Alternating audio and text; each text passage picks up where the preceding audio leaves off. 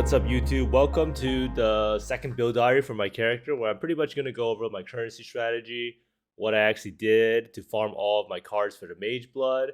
And in the background here, you might see that this is a wonderful looking Marauder skin. I initially thought that GGG was trolling when they said that they were going to release a body armor skin for Marauder that would pretty much scale with how much strength you have. And this is what he looks like when you have 1500 strength. It is cut off a little bit at the bottom there. But this almost makes me want to go strength stacking Venom Jar just because of how cool he would look. But I think I'll still give Trinity Venom Jar a shot. And if it's not good, then I'll try out the strength stacking version. But you can still use the skin even if you don't stack any strength at all. And I think he has a base look of around 1 strength. So in this video, I'm going to go over my currency strategies, any build upgrades I've made, and my thoughts about the league so far. And I do hope that everyone is just enjoying their league start a little bit more, as they actually have toned down the Arch Nemesis mods a lot. Although there are a lot of Arch Nemesis mods that should straight up be removed from the game, like Invulnerable. So we're going to go over the currency strategy real fast. So in the beginning of the league, I was pretty much doing Harvest and taking all of the shaping nodes. The reason why I wanted to do that was because I wanted to finish my Atlas as soon as possible. I wanted to build up a map pool that was pretty good. So I pretty much took all of these nodes. I did take Harvest, and I thought that Harvest is going to be pretty good in trying to craft cluster jewels and trying to craft my gear, trying to get some suppression pieces of gear. But it turns out that Harvest really breaks up your mapping flow. It's not really that fun to do. It is annoying trying to constantly having to micromanage your inventory. So after a certain point, I decided to drop Harvest. It was too much trouble, and I could pretty much just buy suppression gear on the market for really, really cheap. Now I know Harvest is super, super profitable if you do decide to craft clusters with it, but it does require you to constantly get more bases, and it does present quite a different play style in that it is much more, what's it called, like a lot of breaks in the play style.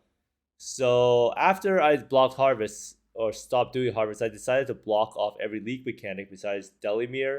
And the reason behind that is because if you block off most league mechanics, then you could get Delimir more often every map. So I would take these nodes over here, and then I would take, what's it called? I'm not sure there's any more Deli nodes. I think, oh, these Deli nodes over here. So these Deli nodes over here made it so that I was able to get more Simulacrum Splinters a map.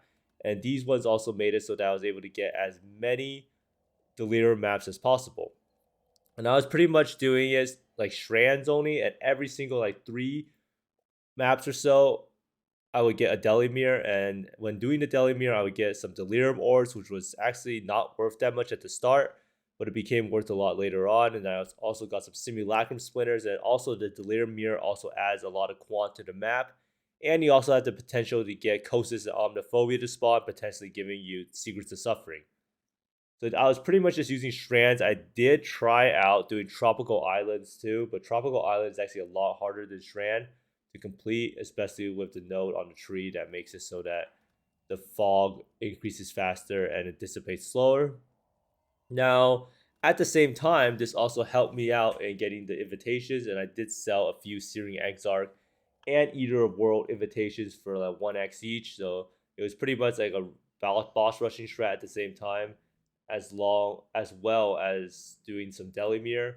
In addition, I also got the notes at the top over here to get some Shaper and Elder Guardian maps, which I thought was pretty worth it because it did drop pretty commonly due to how fast I was running off the maps.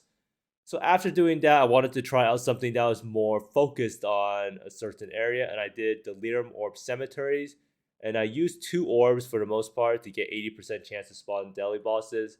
Now, a lot of people ask me what Delirium Orbs can you use, and there's a lot of good ones. You can use Fine Delirium. These ones are pretty good for incubators. I got a lot of Geomancer incubators. So you can pretty much use any of them as long as they give you the 2 bosses. So each Delirium Orb is 40% chance to spawn a Delirium boss. So if you use 2, you have 80% chance to spawn each boss. So more oftentimes than not, you're going to be fighting 2 bosses and getting 2 chances at getting a Delirium unique jewel. So you just need to pray as a Secrets of Suffering, and then you can get your 6x payout, right? So Cemetery was chose because I wanted to get brother stashes. I actually found 1 brother stash. But after that, I went completely dry and never found another one after doing it for like a day or so. Now, I was focusing on doing Legion, Breach, Abyss, and Harbinger. Now, the reason behind that is that I really like those mechanics. It makes it a lot more fun. And Legion and Harbinger make sure Inspired Learning feel a lot better. It's kind of like a mini Headhunter in a sense, but the Headhunter is more for defenses. So Legion, I took pretty much these nodes that give you Templar and Mariketh because those are the Legions worth the most. These nodes I take for the Warhorde, and this one's here for the Generals, so more splinters. And I also went down over here. I'm not really sure if this is worth it, but I liked having the 2 additional sergeants and more rewards. And this node here is very, very good if you actually can't clear the Legion in time because it makes it so that they take more damage and it lasts a lot longer. For Breach, all I did was Flash Breach. I think this is like mandatory because you get a lot of density. Harbinger, of course, you want to get the 1 extra Harbinger on the map. Then you want to get the ones to get additional Harbinger currency shards and more monsters. And lastly, the King Harbinger node. Now, Abyss is pretty much just taking these ones to get more monsters in the Abyss and then more pack size and more monsters, right?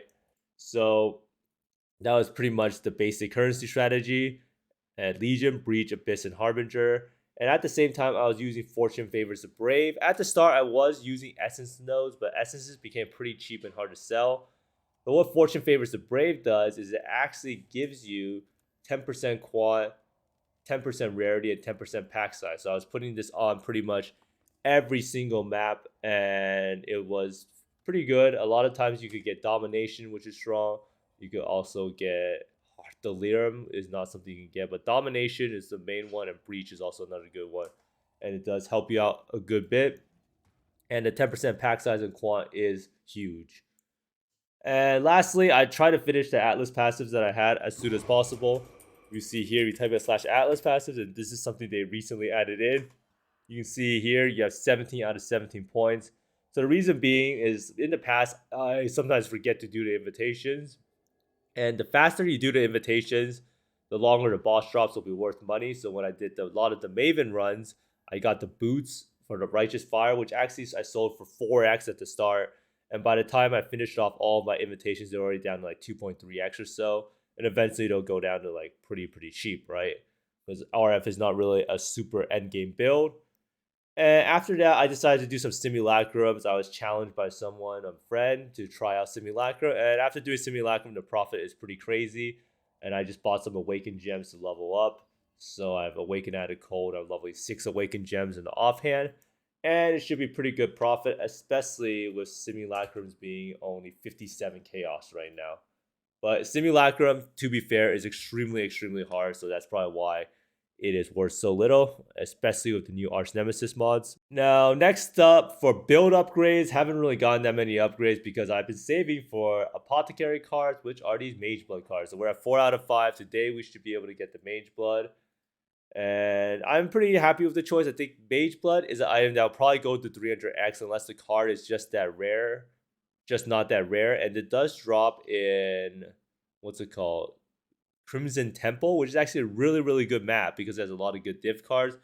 So today I'll probably be trying out some magic finding in Crimson Temple to see if I can find any of the good high value div cards. There's also a Mirror Shard div card there, so that's pretty good. Now I did decide to make +2 strike gloves because it is such a big clear speed increase. So this is the +2 strike gloves. It has strength, accuracy, and chaos res. And also made a new pair of boots with chaos res and some strength. I still can't get movement speed. I did craft up some suppression to try to get more suppression, but not really worth it unless I'm 100%. Now, the reason behind Chaos Res is because since I'm doing simulacrums, all of the monsters or closest attacks do like additional chaos damage. And also, a lot of mods on the simulacrum do give physics extra chaos. So without extra chaos, you pretty much just get one-shotted by Kosis. In addition, I even bought a Watcher's Eye to get Chaos Res. So this is a Purity of Elements Watcher's Eye. And I'm also running Purity of Elements at the same time. So I decided to drop Precision, get more accuracy on my gears. I have accuracy on Ring, Gloves, and Shield. And that accuracy alone with 1 accuracy cluster on the tree is enough to give me almost 100%. So I'm at 98%. I need a T1 roll on this ring if possible, or I could probably take 1 point on the accuracy mastery. But basically, it is a struggle to get 100% without precision. But not running precision allows me to run Purity of Elements, and this is huge in giving me ailment immunity. And anyone who ever does Simulacrum knows that without ailment immunity, your character might as well be dead. So after I finally get the Mage Blood, I think I will be dropping some of these Aura nodes and these Onslaught effect nodes and trying out a more, what's it called, cluster-oriented setup for more damage. Overall, the Sentinel League is pretty fun, and I do think that the Sentinels that you can use are pretty good, but there comes to be a diminishing point in juicing maps because you just can't hit that many enemies, right? And these mods are pretty good. You can see this thing has 231% quant. This one has 139% quant. I am using now instead of this. I didn't know really what this rewards less common types are. I decided to use like Sentinel reward, and this thing here is pretty OP in that you could actually deploy your Pandemonium Sentinel twice, and Pandemonium Sentinel is pretty good because every time I use it, I see a lot of loot come out. So first-hand account experience. Now, if you're in a group though, every single person can use their Sentinel, right? So you can cover a lot more mobs. But there might be a strategy where you actually run not fully juice maps and just rush it with Sentinels and try to utilize this quant to Magic Find or something like that. I think that could be a pretty good strategy, but we have to see how it plays out. Now, the Headhunter buff that Chris promised us will probably shape the course of the league. Currently, Headhunter is in a bad spot. I think it's like a 38x, 40x item, the lowest it's ever been since Harvest. And it's pretty interesting to see what will happen to Headhunter because right now Headhunter is kind of bad in the sense that it does not actually refresh the buff. So if you actually have a hasted buff or berserker buff and you get another one, it doesn't refresh the duration. You just lose the buff and you can't gain it. So maybe by fixing that aspect, they can actually buff the Headhunter. And lastly, Omni and Ashes of the Star are still crazy expensive, but the supply is definitely going up. I think when I checked, Omni was 30x, but there was 26 up. Ashes of the Star was around the same, but it was 26 up. Once it get past like 30, 40, or 50, it'll become a lot harder to price fix, and the price should come down, hopefully. So we'll see what happens to it, especially for all the people playing it. And lastly, as much as people hate the league, blocking content is pretty good. I love being able to never see Metamorph in my map or never see, what's it called, Mirror of Delirium or Blight Encounter or Ritual or Sacred Grove or Expedition. It just feels a lot better when all of the league mechanics in the map is something you enjoy. And look at these debuffs. This is the state of the game currently. This is what it looks like when you're doing Simulacra or Delirium, and you just have everything in the world. I think this guy's probably a Simulacrum, just by its kind of gray in the background. And it's just really annoying. You can't move your character. And there's also a new Grasping Vines that makes you take chaos damage every time you use a movement skill. So everything is just terrible in a sense. And playing a non-meta build must be terrible because it feels like they really balance towards the high end of builds. Like if you watch like the hardcore SSF players playing DD Necro, you can see that they're absolutely destroying the maps and literally exploiting monster life, right? Under Spectre, which is actually bugged. But hopefully GGG makes some nice changes and they make it so that we can use the Sentinels a bit more in maps and maybe gives us some more points, but I'm not going to hold my breath on it. But thanks for watching, everyone. Let me know down in the comments below what videos you would like to see next. Maybe a glove crafting video or something like that. But thanks for watching. I hope you find more mirrors, exalts, and apothecary cards to me, and see you next time. Bye.